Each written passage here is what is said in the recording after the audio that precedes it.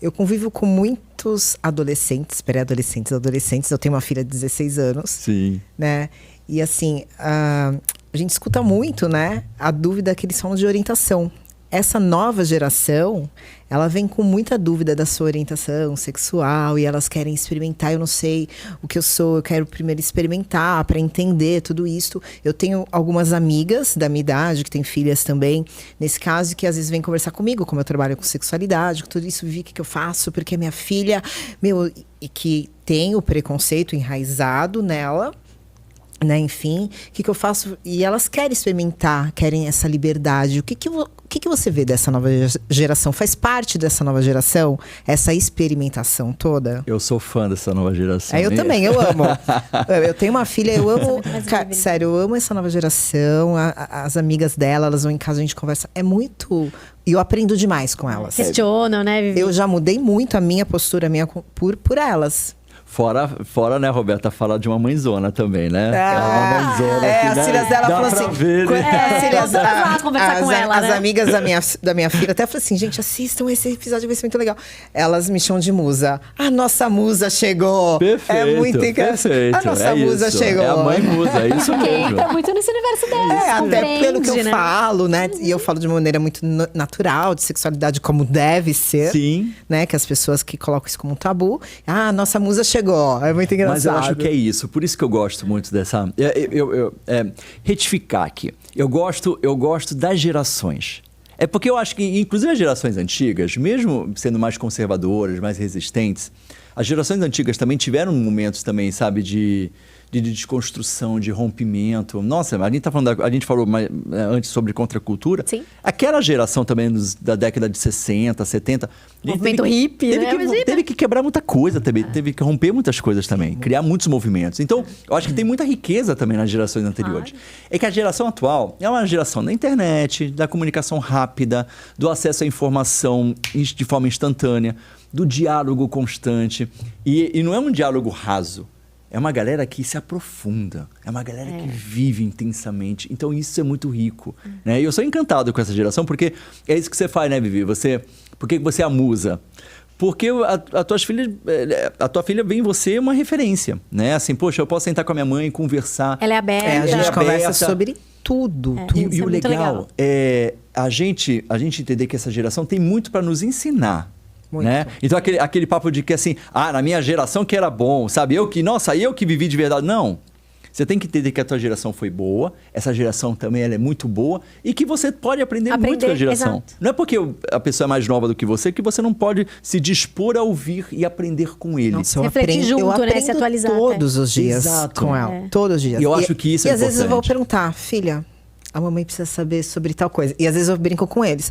Atualiza a mamãe, hein? Que eu não quero ficar por fora do que tá acontecendo. Tá vendo? Me atualize. Essa abertura, né? Nós vamos ter vindo, né? Nossa, fazer tudo sentido. Ela podia. Muito legal. É verdade, é verdade. Então, eu acho que sim, viu, Vivi? Assim, respondendo a pergunta, eu acho que faz parte. Essa experimentação já faz parte dessa idade, a experimentação já faz parte. Né? É uma inquietação, que já é normal do adolescente.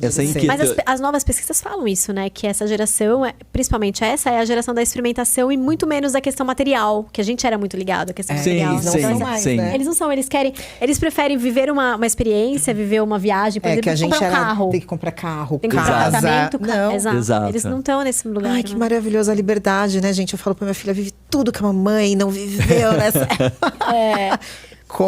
Mas olha, você tá falando Cuidado. uma coisa muito legal, porque você tem essa abertura com ela, é super importante o diálogo, porque esses dias eu encontrei uma pessoa, e aí quando eu falo que eu trabalho com sexualidade, as pessoas vêm, meu Deus, deixa eu fazer um monte de pergunta.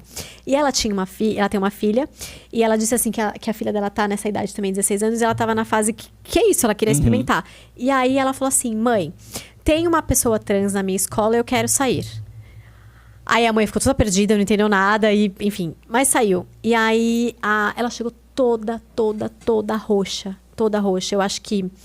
Enfim, eu não sei o que aconteceu ali, mas a mãe entrou em desespero ali, ela não sabia se ela ia na delegacia, se ela não ia, então aí já cria uma trava ali, porque daí ela já entra...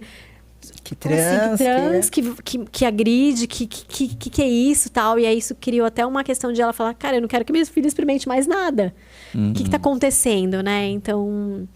A gente tem que olhar, ter esse cuidado dos pais, tem que dos ter pais muita conversarem. conversa, né? Exato. E você tem isso, né? Eu tenho isso, e as amigas da minha filha, ela fala, eu não acredito que você fala sobre isso com a sua mãe.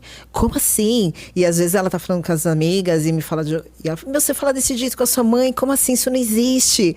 Porque realmente, e é importante falar isso para as mães que nos escutam, porque a gente precisa olhar com outros olhares e com muito carinho, acolher essa juventude, porque, gente, sai de todos esses tabus e padrões que a minha geração, né, a nossa geração foi colocada, e a gente, né, abrir um pouco a cabeça e olhar para esse filho, ele precisa ser visto, ser escutado, né? Eu vejo tantas coisas nessas meninas que eu falo, nossa, eu falo pra minha filha, dá vontade de adotar todo mundo. Traz todo mundo pra casa. Isso. Ou então você conversar com os pais deles, fazer umas palestras com os pais. Vivi, eu vou aproveitar que você tá falando enquanto mãe, eu fico aqui quietinho só aprendendo, né? Agora, eu vou então falar talvez pros pais, né? Porque eu também sou pai de uma menina de 8 anos, né? 8 a Sofia. anos. Sofia, menino. E eu sempre tive essa preocupação, né? Desde cedo de conversar com a Sofia, lógico, adequando linguagem, né? Da maneira dela para ela entender fase. também.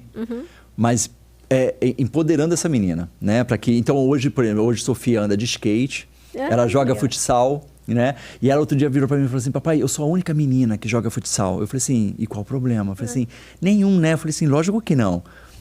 Porque você joga e você pode jogar muito bem e você pode jogar no meio dos meninos e qual o problema, né? Não tem problema nenhum. E aí ela começou a fazer a aulinha e ela falou assim: ai, papai, que legal que eu fiz gol no menino, que eu saí driblando e tal. Eu falei: tá vendo? E aí eles vieram comemorar comigo, você acredita? Eu falei: lógico, tá vendo? Porque não tem diferença nenhuma, tá tudo certo.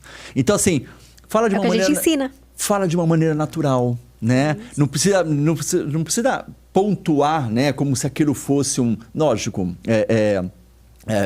aquilo não é uma militância também, mas você não precisa militar constantemente, mas torna natural a educação para os teus filhos de que eles podem ser aquilo que eles quiserem. Empodera essas crianças de uma maneira leve, né? Porque com criança a gente tem que ter leveza. Com os adolescentes também, né? É que os adolescentes eles pedem mais, eles exigem mais, né? Eles se aprofundam mais. Então assim, ok também, não vamos nos aprofundar, mas assim, acolha. Então acho que assim, acolhimento e leveza são coisas constantes, né, no processo de uma educação em sexualidade. Porque a gente pode falar sobre sexo, que já é um assunto delicado, que é um assunto profundo, mas a gente pode falar isso com muita leveza. Uma forma mais lúdica, mais gostosa, né? Sem violência, sem agressividade, que a gente vê tanto, né? Isso mesmo. Então eu gostei muito da tua fala, Vivi. Eu acho que me inspira, né? Pensar também como eu expresso minha paternidade com a minha filha, né? Dessa maneira. Eu acho que a gente estamos desconstruindo o gênero dessa forma. Outro assunto,